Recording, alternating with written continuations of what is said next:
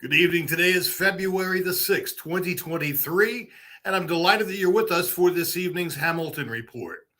You know, it's been a very busy time. We've got the State of the Union coming up this week. The State of the State was delivered by the governor of Oklahoma today. And most importantly, though, the Hamilton Report this month is focusing on Black history and Black culture, especially those who are making history today. All that and much more on tonight's Hamilton Report.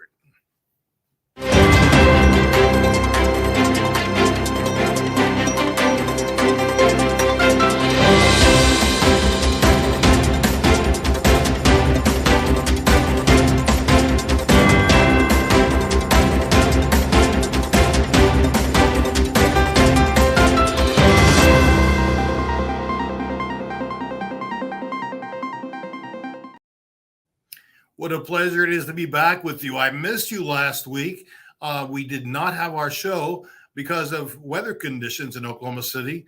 It turned out they weren't that bad, but as late as 30 minutes before airtime, we were still hearing doom and gloom. Turns out we certainly could have produced the show and aired it appropriately on time. But you know how Oklahoma weather folks can be. So we played it safe, and I am happy to be back with you this evening. You know, it's quite something that I read a very disturbing poll that was put out by the Washington Post. I saw it this morning, so I suppose it was from the weekend, saying that the majority of Americans, over 60%, believe that President Biden has done little or nothing since he was elected to office. Well, if you have ever watched this program before, or you have ever followed me on Facebook, you know I'm a huge champion of this president and what he has done and is doing for the American people. We're going to show you just a clip from our good friends at the Lincoln Project on how we truly are building back better. 517,000 jobs were added. 517,000 jobs. This number is a blowout number. Well, certainly this number jumped off the page when we saw it. 2.5 times more what the street was expecting. That's the highest number since February of 22. That is just an incredible number, to be clear here. I'm sort of speechless. The unemployment rate falls to 3.4%. We crashed the half-century barrier, a new post-cycle low. That is unreal. This is one humdinger of a report. This is what a recession feels like. Bartender, pour me another.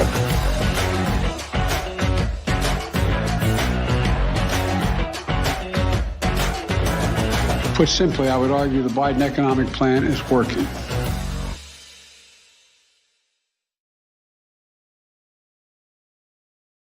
And Mr. President, quite simply, I agree with you completely. And I'm proud that we can continue to showcase the work of our president and our Democrats in Congress. Should point out that that is with zero support of any Oklahoma's elected officials in Washington. Before I introduce our guest this evening, I'm going to encourage you to join in the conversation with comments or questions. We get most of those live and in real time. So whether you're watching us on Facebook or on YouTube, feel free to ask questions of our guest or of me, and feel free to comment at any point during this broadcast. Well, as I mentioned, this month on the Hamilton Report, we are focusing on history and culture of Black Americans, particularly Black Oklahomans. And while we could spend a lot of time looking back at those who created a tremendous foundation for all of us here in Oklahoma, we did a lot of that last year. And so tonight and this month, we're going to be talking with people who are making history on their own, who are creating culture in Oklahoma that will long outlive them and us, because that's what true artists do. And speaking of artists, our guest this evening is an artist in his own right as an educator. He's more than just an educator, though. He's a champion, a cheerleader, a guide for his students, someone who is absolutely merciless in standing up for them, standing beside them, and pushing them to achieve greatness. I've been following his career for the last dozen years, and I can say that it's very humbling to see the work of this young man and the lives that he is changing every day, and the way that he is charting history for himself, his family, his students, and everyone in Oklahoma. Please welcome to the Hamilton Report, Felix Linden. Felix, good evening, my friend, and welcome to the Hamilton Report. Hello, welcome. How y'all doing today? Thanks for having me. Well, you have you served as Teacher of the Year 2014 and 15, but you also had a more recent one, correct? Yes, I just recently won Teacher of the Year at FD Moon Middle School, where I currently teach 8th grade language arts. And I was just recently selected to be one of the 9 finalists for our district, Oklahoma City Public Schools Teacher of the Year. So they went from 63 down to 9, and I'm one of the Divine 9. Oh, I don't want to say Divine 9, one of the Fine 9. How about that? And there so they're going to come to my school tomorrow to interview me and watch me teach. And then I get to do an interview at the district on the 25th, and then we'll find out on May 4th. Well, I'm rooting for you. I had the pleasure of speaking at your class when you were at Roosevelt Middle School, and that was extraordinary to me. Not just the chance to address young people, but the way that you set up the learning environment. You don't treat these young scholars as kids, as children, but rather as thinking humans. Now, let me ask you this, and if you're not comfortable stepping into the political side, I understand that, and you can obviously steer me away at any point. But given the pressures that the State Department of Education is now putting on teachers with what they can and can't do, and people being afraid to even teach in their classrooms, is that altering the way that you are leading your classes? Of course not. So I appreciate the question. I don't think it's a political question at all. I think it's a life question, because education is part of our life, and we have to learn to become lifelong learners. And when you think about the motives behind the pushback to stop us, to keep us from teaching facts in a way, you have to wonder what's behind that push. And I think a lot of it is just a insecurity with certain populations having access to what has been historically denied to them. And there's no question about that. I don't know if you saw this last week, but it was on Holocaust Remembrance Day, and the governor put out a post saying, "We must never forget the atrocities of the Holocaust. We must always teach our children this." And I'm thinking, that's good, but what about, I don't know, slavery? And we don't want to talk about that. So you can't pick and choose when it comes to history. You either teach history or you don't. No, this is true. You have to teach the whole story. If you bake a cake without any eggs, your cake's going to come out kind of funky looking. So you have to include everything that you may or may not like to have a complete telling of the story and recounting of the history that's a shared history. I know we talk about Black History Month. You have Hispanic Heritage Month, September 15th to October 15th. And those things are nice, but we should all remember that it's part of a collective story that we're all part of. A melting pot, it's everybody's stories, everybody's history. I'll be the first one to tell you, I'm probably one of the most patriotic people I know. I love my country. And if you think about historically, Black people have died in every war that we've had, from the Revolutionary War, Crispus Attucks, all the way to the Civil War, where you had regiments of former slaves fighting for their freedom. I mean, World War I, World War II, my grandfather was a veteran. I've had numerous family members who were veterans.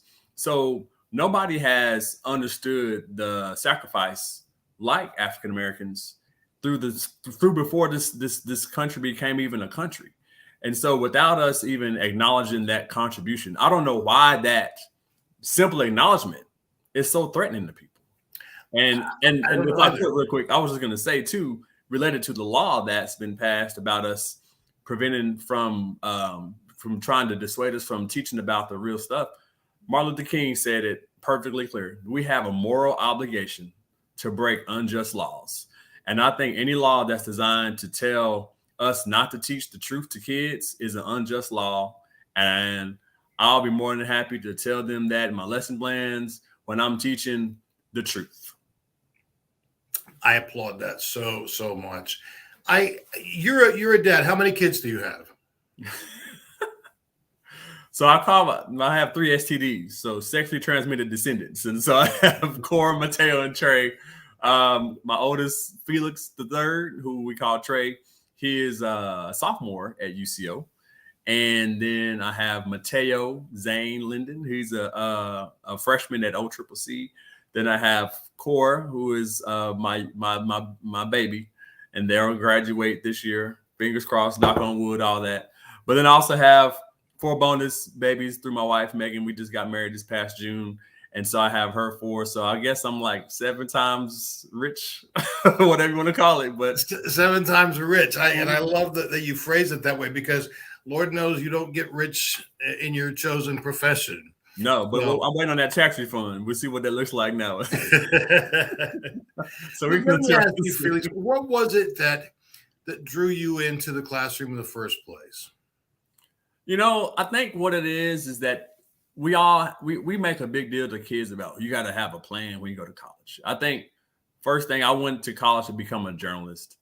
And I think a part of me is always going to be grounded in wanting to find the truth and the facts and be objective. And life throws things our way that we have to adjust to. And when I was a senior in college, I was gifted with my first child, and I had to adjust on the fly. And I knew that my dad didn't leave me hanging. His dad didn't leave him hanging. So I couldn't leave my kid hanging. So I had to put my lifetime dreams of wanting to be a journalist on hold, and I had to find a way to provide for my family. And I went to work for a couple of different nonprofits. And while working with one nonprofit, I was working in inner city schools with some kids that were from some troubled populations. And I said, man, if I'm seeing you one time a day, once a week, imagine if I was here every day for an entire year. And so that's really what inspired me to enter education, because I knew I had the temperament. I knew I love kids. I love people. I also felt like with what I had learned in my private sector life through my civic engagement, that I could really do some things that could help change the lives and trajectories of the students I was going to be able to teach. And so in 2009, I took the exam for alternative certification. I passed the test. I was certified in 2010 and got my first teaching job in Roosevelt Middle School in 2010. And you and I met about a year later. Yep. And I was proud because that was my junior high school. Yes. But tell us a little bit about the Leadership Academy that you developed at Roosevelt, because that was particularly exciting for me to see. Yeah. So growing up, my mom and dad had us watching Eyes on the Prize all the time. And you see these shows of kids getting, a lot of footage was looking at kids, my middle school age, walking out of school, civil disobedience, getting sprayed by water hoses and getting arrested on purpose for the sole purpose of bringing attention to a condition and situation they were faced with. And so, granted, times aren't as bad to where we have to get sprayed by water hoses and whatnot like that, but we do have the capacity at the age that we're at right now as middle school kids that they can bring substantive change to their lives. And so I saw that there was a need for some type of leadership apparatus to be developed for our students. And I looked around and I saw that there wasn't anything in place. And the one cool thing about teaching is that if you have an idea that does 2 things, 1, doesn't harm kids, and 2, doesn't make the school look bad, you can pretty much do whatever you want to do. And so I said, well, we got all the sports in the world. I'm not an artist, but I know how to lead kids because I know how to put that time in. I know how to make connections with people in the community, because if I make a connection with you, it's not just for me. Expect to ask of my kids, because I'm going to ask you to do something for my kids. And so I known you, other people who I knew I could reach out to help support the creation of the Roosevelt Leadership Academy. And I said, you know what? This is what we're going to do to change the lives of these kids and give them an opportunity to shine in where they are. And to think about the student population that you were working with, many of these kids were first generation Americans. A number of them were brand new immigrants. A lot of them, English was not their first language. And so there were lots of what I suppose some people would see as struggles but you were able to utilize that in such a way to build confidence in something that was not on a football field or on a basketball court. Because look, a whole bunch of us are not very athletic, and to see that this opened an opportunity for young people to say, "Wow, I can lead in something that's not that's not a competitive sport. I can do something else. I can learn something else. I can share something else." And I think that that's a mark of a fine educator when you can show an alternative side to what may be the norm. And part of that is staying in school. I'm confident that some of the young folks that you have worked with over the years have stayed in school because of the direction and the care and the support and the love that you gave them. And no, I want you to take that as a very serious compliment. I am. I apologize for everything. No, don't apologize. But that's one of the things I value about you. You take criticism well. You don't seek out glory for yourself, and it's the young people, your students, your scholars, that you're helping to make history in their own right. This is a bit of an aside, but you mentioned your dad didn't leave you, and I've had the great pleasure of meeting your folks, and especially your dad. He and I have an ongoing conversation, so I thought you would appreciate it. Anna Lewis Harkin says that she's so proud of you, but she really thought your dad was going to be my guest tonight. So that's what she gets for speed reading. So there's a lot of talent in your family. So shout out to your parents.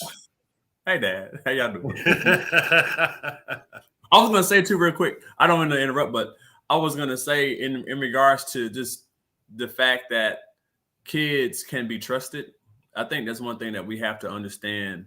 And there's a saying that I tell my kids all the time is that you don't have to wait to graduate to be great. You just have to participate. And you can participate right now where you are in your space. And if you can do something now that gives your life purpose and value, Lord, you can just set them up for future success. So that's part of the vision and the mission of why we do what we do. And I'm as you're speaking, Felix, I can't help but think about the number of kids that age who don't have a champion in their corner, who are not introducing this idea to them that you can make a difference right here, right now. Mm-hmm. And when you interact with colleagues, how do they respond to your way of teaching? That's an interesting question.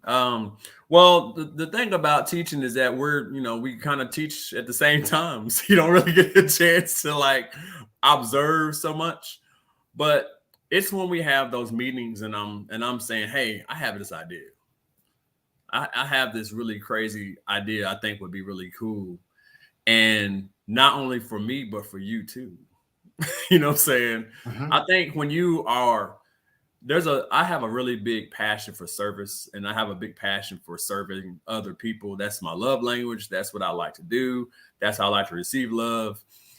I think that if you can work alongside somebody, it doesn't matter if you're black, white, male, female, gay, straight, rich, poor, athlete, jock, nerd, whatever.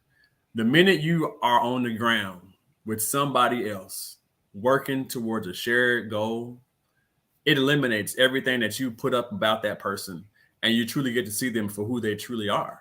And that's why I think it's so critical for us to adopt an identity of service in Oklahoma City Public Schools. I think if Oklahoma City Public Schools were to adopt and say our collective mission, would be for all of our students and staff to donate 1 million hours of service annually back to Oklahoma City. And by doing that, it would change the perception that the public has about us. Uh-huh. And not even that, but it would change the perception people have, the kids themselves have of themselves. And so you have to have a purpose, or you don't have any meaning in your life. I think that's the reason why our kids are so quick to just give up on things, is because they don't feel like they have a purpose. And if you give a kid a paintbrush and say, I need you to go paint over that graffiti, Or if you give a kid an empty trash bag and say, I need to see all this trash over there, I need you to pick that trash up. And at the end of that time, that service, they can look back and say, hey, I did that. I did that. Right? Then you have essentially given them an opportunity to see that they have purpose, they have value, they have meaning. And that is why they should understand the importance of service. And guess what? Here's the cool thing about it. It doesn't cost nothing hardly to do the stuff that we're talking about.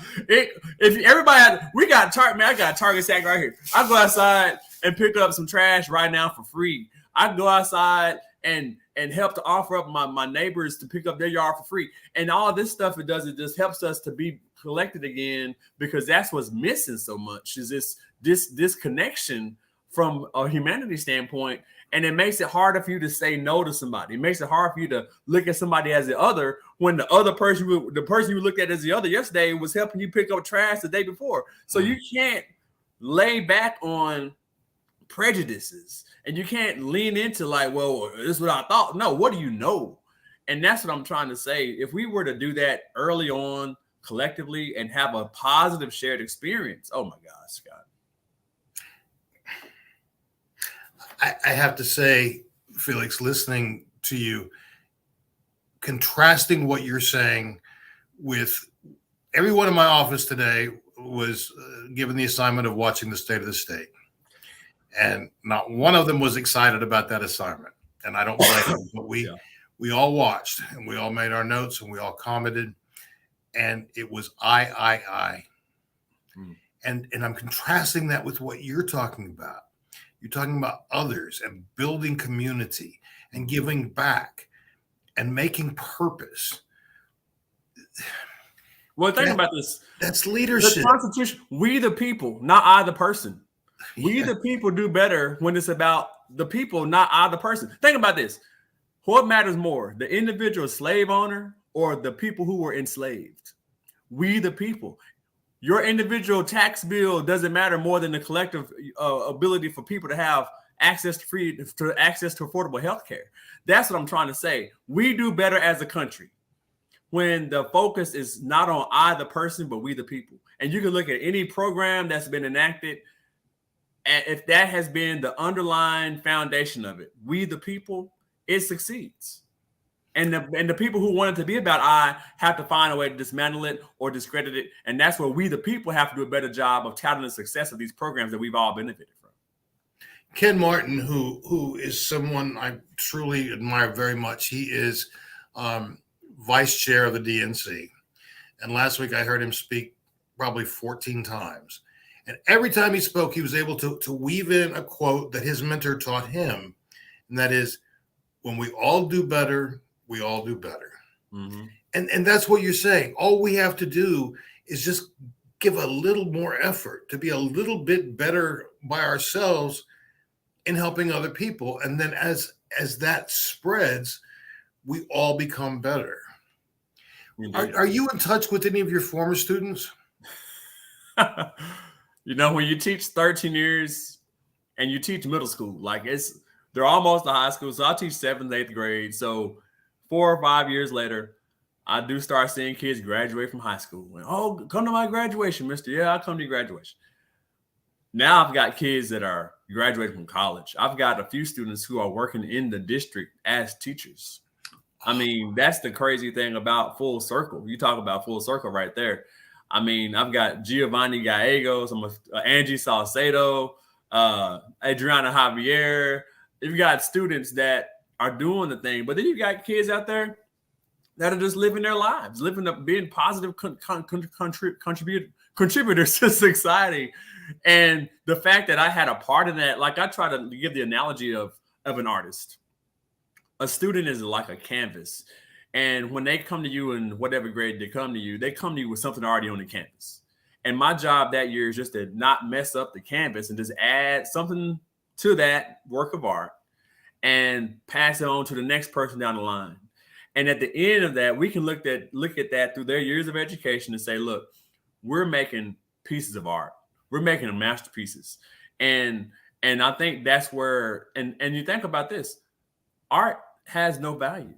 like it's priceless, and these kids are priceless. And if we think about the time that we have with them as priceless, and what we're going to try to impact and impart on them as priceless and invaluable, then that's really where the rubber meets the road as far as how we can impact impact these kids' lives. And I truly feel like that has been the reason why I was called to this profession, and why I truly enjoy it every day I go. It's interesting that you use the word called. That's a term most frequently associated with the ministry. But as you're talking, I see how very much this is your ministry. This is the way that you commit to help change lives for the better. And so it makes sense that you would view it as a calling. In these last few minutes, Felix, what advice would you have to someone who is feeling burned out as a teacher, someone who is feeling overworked, underappreciated, and most certainly underpaid if they're teaching in Oklahoma? What advice would you give to encourage them to keep giving it their all? It's been worse for other people. I mean, honestly, I really do look at things on a continuum. And I look at it like, well, at least I'm not Nancy Randolph Davis, who was my pre-K teacher. And I knew out Spencer and asked me every time I saw Miss Nancy Randolph Davis, gave me some sugar. Okay. I didn't know until I went to OSU that she was the first Black student to go to Oklahoma State University. But she didn't go to Oklahoma State University the same way I went. She had to sit in a closet to get an education because she wasn't allowed to sit in the classroom full of her white peers. I shouldn't be able to teach white students, but I do. I shouldn't be able to teach Hispanic students, but I do, because of what happened in the past. So what I'm trying to say is that, yes, it might be bad now, but it's not as bad as it has been. And if we keep it in perspective, and also understand that the only way it's going to get better is if we stay committed to our calling and to our profession and to these kids, and understand that we're investing every day into their lives. And I was thinking about this earlier. We've got to be bold.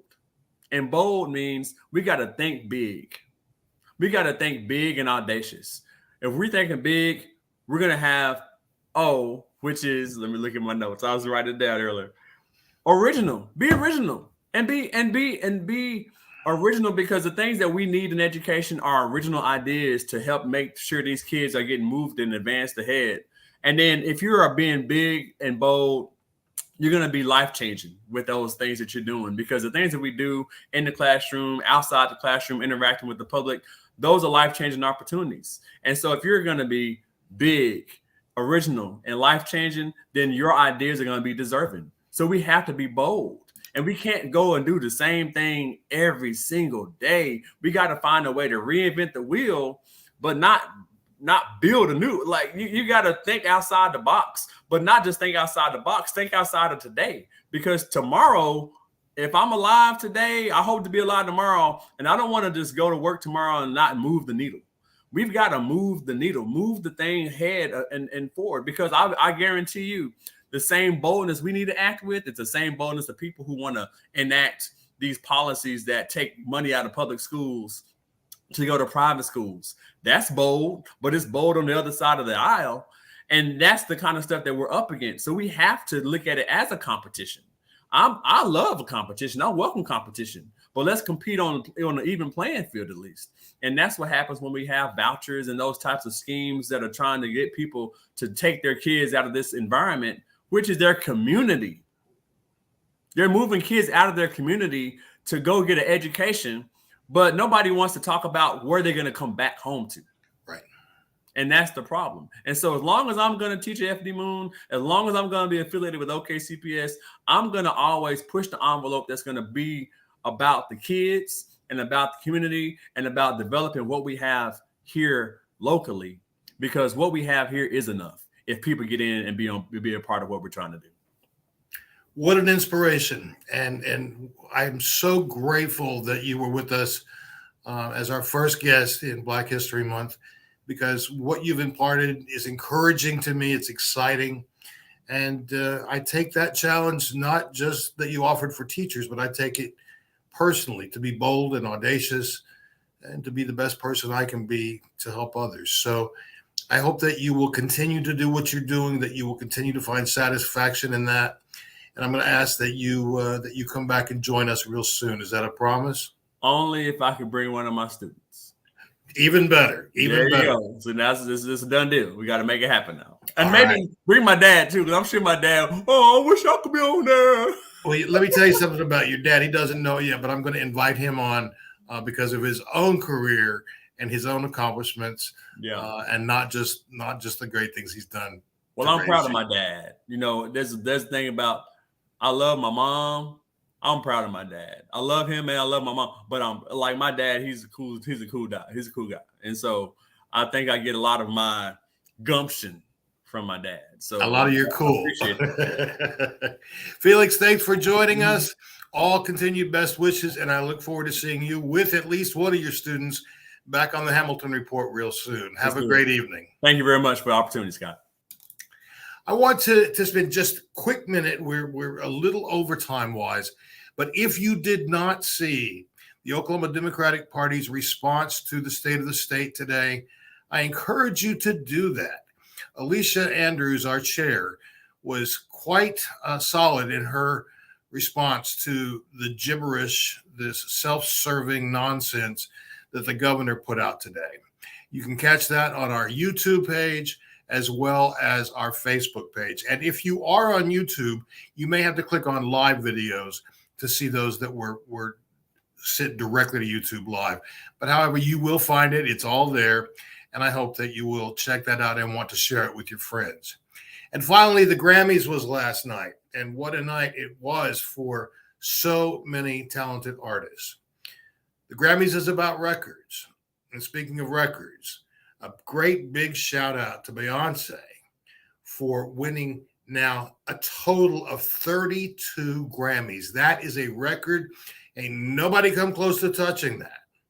So I am thrilled that this very young, very talented, extraordinary Black woman has now set a new record for other people to try to accomplish.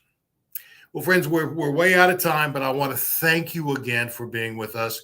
It's always such a pleasure to welcome you, that you welcome us into your home on Monday evening at 6:30 or whenever you catch this episode. But I hope that you'll continue tuning in each Monday this month when we feature more Black Oklahomans who are helping provide great culture in Oklahoma. And as you've seen tonight through Felix Linden, charting a history for this state of which we can all be proud. Until next Monday evening, take good care of yourself. On behalf of all of us at the Oklahoma Democratic Party, I'm Scott J. Hamilton. Thank you for joining us. Good night.